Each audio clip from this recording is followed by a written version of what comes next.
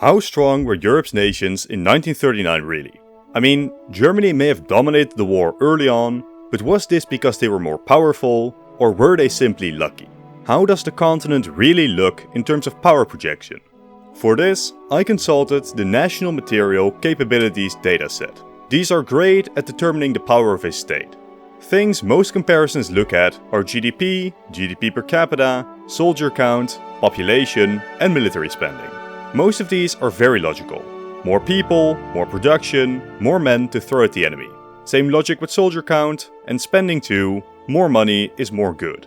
But it's GDP and GDP per capita that I take issue with.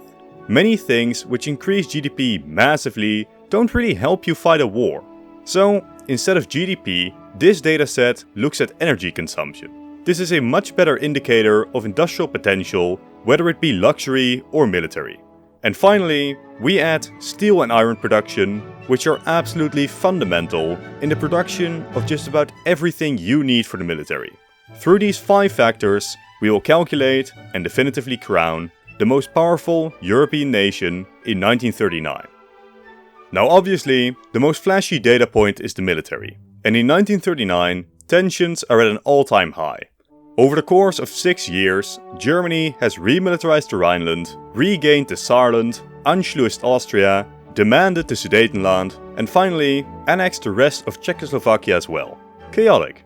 In light of this, the military spending of the great powers has been rising as well. But the question is, by how much? Let's start with Italy, whose military spending is extremely low. It peaked in 1936 and 1937 due to the war in Ethiopia. But Italy is seemingly unaware that a major war is about to break out, as their military spending then decreased year after year. France too is in a similar position. People like to say, appeasement worked because the Allies used the time to remilitarize. But as we can see here, this just wasn't the case for France. Luckily, the United Kingdom did somewhat better, with military spending doubling between 1936 and 1938, and exploding when war really broke out in 1939. Something that, interestingly, France's budget didn't even do. But obviously, Germany puts the rest to shame. From 1936 onwards, the Germans had a higher military spending than France and Britain combined, peaking in 1939 after the invasion of Poland. Then, the final great power to discuss is the Soviet Union, who maintained an impressive military spending across the entire decade, having the highest spending up until 1937, when Germany eclipsed them. Now, let's assign some points to these values. The way we will calculate the strongest nation is by looking at the data for every single European state, and then giving points based on the total of all these states combined. Germany, for example, has a whopping 40% of Europe's total military spending, which gets them 40.6 points. These scores will then be added together at the end to find our final power score. Now, as for military spending, here is our complete list. Germany easily dominates it, with Russia and Britain behind. This really shows the weakness of the rest of Europe. The big 3 have 87% of military spending. This means that all the other nations in Europe, which includes Italy and France, only accounts for 13% of the military budget of the continent. Anyways, this is the complete list, but realistically, everything lower than Italy is completely negligible. But let's move on to the next category, which will be iron and steel production. Extremely important for the coming war. No iron, no army. In this metric too, Germany is hilariously dominant. Starting off in 1933, the 4 main powers, France, Germany, the Soviets, and Britain, are relatively similar. But across the decade, Stalin's industrialization efforts worked wonders to increase Soviet production. The British had relatively consistent growth, reaching a quite respectable level. France, however, once again fails in this regard as well, but not as much as the forgotten great power of Europe, as Italy's iron and steel production is hilariously pathetic. For context, this would be the line for Belgium, and this would be Luxembourg. That's right, the small state of Luxembourg, at several points during the 30s, produced more iron and steel than Italy. Anyways, we are still missing one nation, as the Germans stand tall above the rest, as in order to solve the Great Depression and prepare for war, iron and steel production absolutely exploded. Let's now convert these to scores. First off, again, the Germans, who have about a third of Europe's production. The British reach a respectable 18% and the Soviets 23%. From here, we drop down fast, as France, with 10%, is the final respectable iron and steel producer. Again, these top great powers completely dominate Europe, as most of the minor nations have relatively low scores, with the occasional outlier like Belgium and Luxembourg. But iron and steel mean nothing if we can't turn them into more useful things. So we need to look at the energy consumption of a nation. This is a good approximation of the production capacity of said nation. Unsurprisingly, Germany again tops the chart, with their industrial push since 1933 greatly paying off, with the addition of Austria and Czechia helping even more. The Soviets in the East have a similar industrial boom during this period, even growing slightly faster than the Germans in the initial period. Their growth in the latter half was disappointing, however. The United Kingdom actually has a very impressive score in this regard, not necessarily growing much, but the old giant still has a great industrial capacity. Sadly, their ally of France isn't quite as successful, who even see their energy consumption decline. But of course, it can get worse. This is where Italy resides, completely removed from the other great powers, with a pathetic industry. Now this should start to show a worrying trend for the Axis powers. There are three great powers which dominate Europe. Britain is generally the weakest of these three, but at least France is semi-respectable as an ally. The same cannot be said about Italy. Some people like to say that Italy just needed a couple more years to prepare for the war, but the reality is, Italy was just hopelessly outmatched. Here are the percentages of energy, iron and military spending. Italy cannot be counted as a great power like the others, not even being close to matching France. I'm sorry for the quick intermission, but by far most of you aren't subscribed. To keep up to date with the 2 videos I release every single week, consider doing so. Thank you.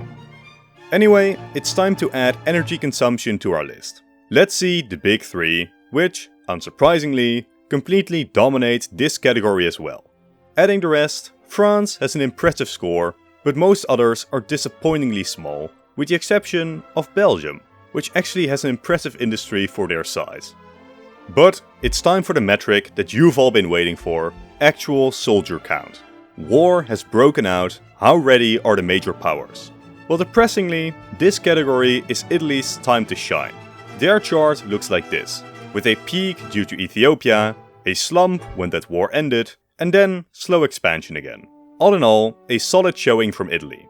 But they are still completely embarrassed by the Germans, who quickly built up their standing army after 1933, preparing for war in 1938, and then mobilizing their full force when war began. Unsurprisingly, Germany reigned supreme here. The Soviets then had the strongest peacetime standing army, always being between 1 and 1.5 million. Only in 1939, due to the outbreak of the war, were they eclipsed by the Germans. France's army too holds steady, having about 500,000 soldiers in their standing army, larger or equal than Germany until 1938, where France completely failed to meet the German threat. Britain is even worse though, remaining stable at around 300,000. This makes sense though. Their plan for the war was simple. Germany was going to invade through the lowlands again, the Allies will manage to stall the Germans at some point, after which the Royal Navy will blockade Germany until they are sufficiently weakened and can be defeated. A logical plan which didn't really require a big British mobilization. Sadly, this completely underestimated the Germans and overestimated the French. Now adding these scores, we see, for the very first time, that the big 3 combined don't make up 3/4 of Europe's total, as France and Italy both have an impressive showing, while most of the rest of Europe scores rather low. Standouts are Spain, with an ultra-nationalist regime that just came out of a civil war, and Switzerland, with their heavy, armed neutrality. Now it's time for the final metric we can add before we can truly crown the most powerful state. And it's also the most boring one: population. There's not much for me to say here, so let's just fast forward. Bam! There you go. Now, it's important to note that we are only counting non-colonial European populations. This does heavily disfavor the colonial empires, but an Indian cannot really be counted in the same way as a Brit for this comparison, so including them would be unfair for Germany and the Soviets. Anyways, the Soviets, obviously, dominate easily, but it's interesting to see just how close the UK, France and Italy are. Germany is significantly larger than the other Western powers, especially after Austria and Czechia begin to be counted for the nation. Alright, let's add these final scores to our list so we can crown a victor. This is the only category where the Germans don't win, as the Soviets have more than twice their population. It's also a unique category in that the minor nations of Europe have much more room to compete with the great powers in this one. But it's now time. We can count up our final scores. Unsurprisingly, Germany completely tops the chart. But first, let me reorganize the list. Number 1, Germany, who scores 150 points out of 500 total. According to our categories, Germany has about 30% of the total strength in Europe. The Soviets are next, with a still impressive score of 160. The UK is the final true great power, commanding about 16.4% of Europe's total power, after which we embarrassingly drop down to France and Italy. France still being a major power, Italy merely pretending to be one. Then we have the moderates, Poland, France and Belgium, still relatively strong states by their own. Romania, Yugoslavia and Turkey represent Southern Europe. The Swedes, Dutch, Hungarians and Swiss can all still be counted as minor powers. But now we are entering the realm of straight up weak states. Greece, an impressively high placement for Luxembourg due to their steel and iron production, Portugal and Denmark. We then find the rest of Scandinavia as well, with Denmark, Finland and Norway, very cutely, being right next to each other. Then the 4 Baltic states of Lithuania, Ireland, Latvia and Estonia.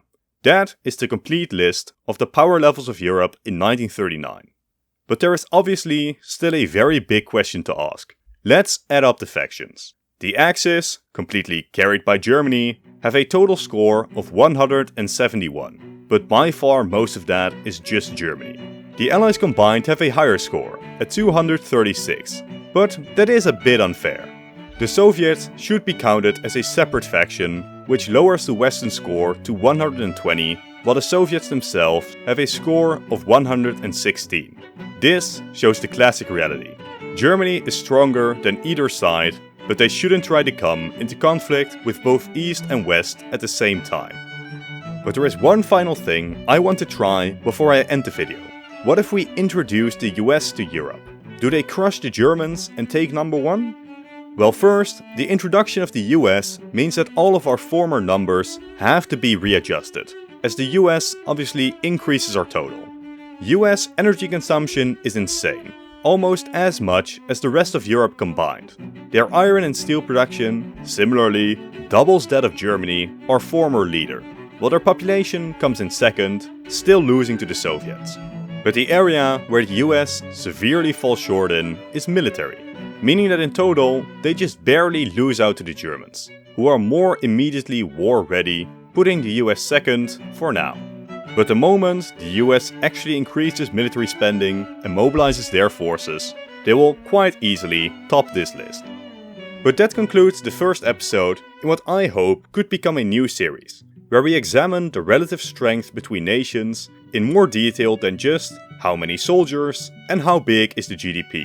I really hope you enjoy this concept and let me know what years or continent you'd like me to do next and how I can improve on the concept. But for now, I'll end this video here. Thank you all for watching, consider leaving a like and a comment to support the content, and subscribe for 2 more videos every single week. To continue watching, click on one of the 2 videos on screen now. Again, thank you all for watching, and goodbye.